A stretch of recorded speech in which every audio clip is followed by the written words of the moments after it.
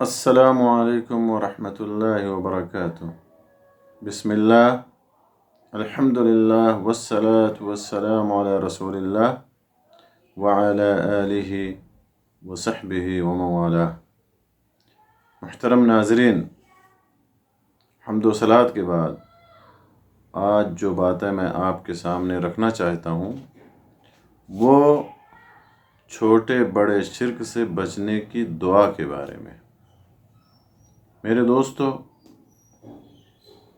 اس سے پہلے آپ کے سامنے شرک کے تعلق سے تفصیلی گفتگو کی گئی۔ شرک کا معنی اور مفہوم، شرک کی قسمیں اور شرک اکبر اور شرک اصغر کی متعدد صورتیں اور شکلیں آپ کے سامنے بیان کی گئی، جس کا مقصد صرف اور صرف یہ ہے کہ ہم ان تمام صورتوں سے، شرک کی تمام قسموں سے، ان تمام شکلوں سے اپنے دامن کو محفوظ رکھیں، اور صرف اپنے دامن کو ہی محفوظ نہ رکھیں بلکہ لوگوں کو بھی اس سے ڈرائیں، اور ان قسموں سے، شرک کی ان غلاظتوں سے لوگوں کو بچنے کی تاکید کرتے رہیں۔ اور جس روز ہماری اللہ تعالیٰ سے ملاقات ہو تو اس حالت میں ہو کہ ہمارے دامن شرک کے داغ دھبوں سے پاک و صاف۔ میرے دوستو، ایک حدیث قدسی ہے، آپ اسے ملاحظہ فرمائیں، سنن ترمذی کے حوالے سے، اور شیخ البانی نے اس کو صحیح قرار دیا رحمہ اللہ۔ حدیث قدسی ہے، اللہ تعالیٰ فرماتا ہے: یا ابن آدم انک ما دعوتنی ورجوتنی غفرت لک علی ما کان فیک ولا ابالی۔ یا ابن آدم لو بلغت ذنوبك عنان السماء ثم استغفرتنی غفرت لك ولا ابالی۔ یا ابن آدم انك لو اتيتنی بقراب الارض خطایا ثم لقيتنی لا تشرك بی شیئا لاتيتك بقرابها مغفرہ، رواه الترمذی وصححہ الالبانی۔ اللہ تعالیٰ فرماتا ہے حدیث قدسی میں: اے ابن آدم، اگر تو صرف مجھے پکارتا رہے اور تمام امیدیں مجھ سے وابستہ رکھے تو میں تمہیں معاف کرتا رہوں گا، تو میں تمہیں بخشتا رہوں گا، خواہ تم سے جو بھی گناہ سرزد ہو، تم سے کوئی بھی گناہ سرزد ہو، میں کوئی پرواہ نہیں کروں گا۔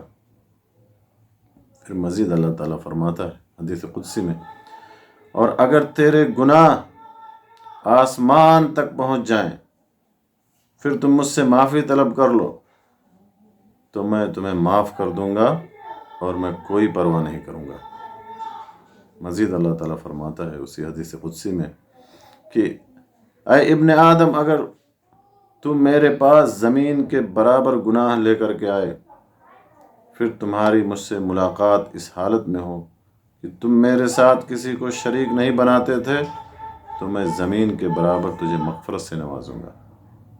تو میرے دوستو، اگر ہماری ملاقات اللہ تعالیٰ سے اس حالت میں ہوئی کہ ہم شرک سے محفوظ رہے، شرک سے دور رہے، تو اللہ تعالیٰ ہمیں یقیناً معاف فرما دے گا، اللہ تعالیٰ ہمیں یقیناً بخش دے گا۔ اور میرے دوستو، شرک کی تمام قسموں سے، تمام صورتوں سے بچنے کے ساتھ ساتھ ہمیں اللہ تعالیٰ سے دعا بھی کرتے رہنا چاہیے کہ اللہ تعالیٰ ہمیں شرک کی غلاظتوں سے محفوظ رکھے اور ہمارا خاتمہ توحید پر فرمائے۔ میرے دوستو، ایک دعا ہے، بہت ہی بہترین دعا ہے، نبی صلی اللہ علیہ وسلم نے وہ دعا ہمیں سکھائی ہے کہ ہم شرک سے بچنے کے لیے اس دعا کو پڑھیں یا اس دعا کا اہتمام کریں۔ ابوبکر صدیق رضی اللہ تعالیٰ عنہ سے یہ حدیث مروی ہے، صحیح الجامع کے حوالے سے روایت ہے، یہ حدیث ہے۔ رسول اللہ صلی اللہ علیہ وسلم نے ارشاد فرمایا، کیا فرمایا؟ الشرک فیکم اخفی من دبیب النمل وسأدلک علی شیء اذا فعلته اذهب عنک صغار الشرک وکبارہ۔ تقول اللہم انی اعوذ بک من اللہم انی اعوذ بک ان اشرک بک وانا اعلم واستغفرک لما لا اعلم۔ اللہ کے نبی صلی اللہ علیہ وسلم نے ارشاد فرمایا کہ تم میں شرک چونٹی کی چال سے بھی زیادہ مخفی ہوگا، چونٹی کے چلنے سے بھی زیادہ مخفی ہوگا، اور میں تمہیں ایسی دعا بتاتا ہوں کہ اگر تم اس دعا کو پڑھتے رہے تو اللہ تعالیٰ تم سے چھوٹے بڑے شرک کو دور کر دے گا۔ وہ کون سی دعا ہے میرے دوستو؟ وہ دعا ہمیں بھی پڑھتے رہنا چاہیے۔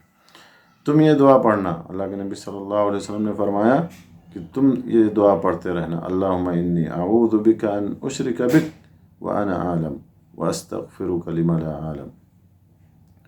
میں اللہ تعالیٰ سے دعا کرتا ہوں کہ اے اللہ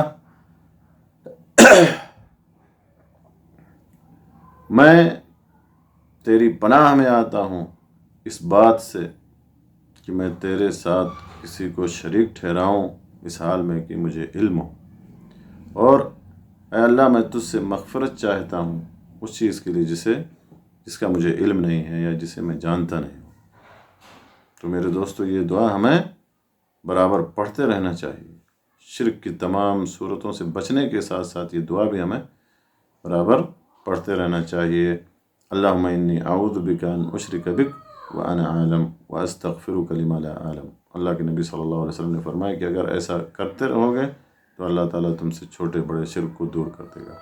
اللہ تعالیٰ سے دعا ہے کہ وہ ہمیں شرک سے محفوظ رکھے اور ہمیں توحید پر، ایمان پر استقامت دے۔ آمین۔ وآخر دعوانا ان الحمد للہ رب العالمین، وصلی اللہ علی نبینا محمد وعلی آلہ وصحبہ اجمعین۔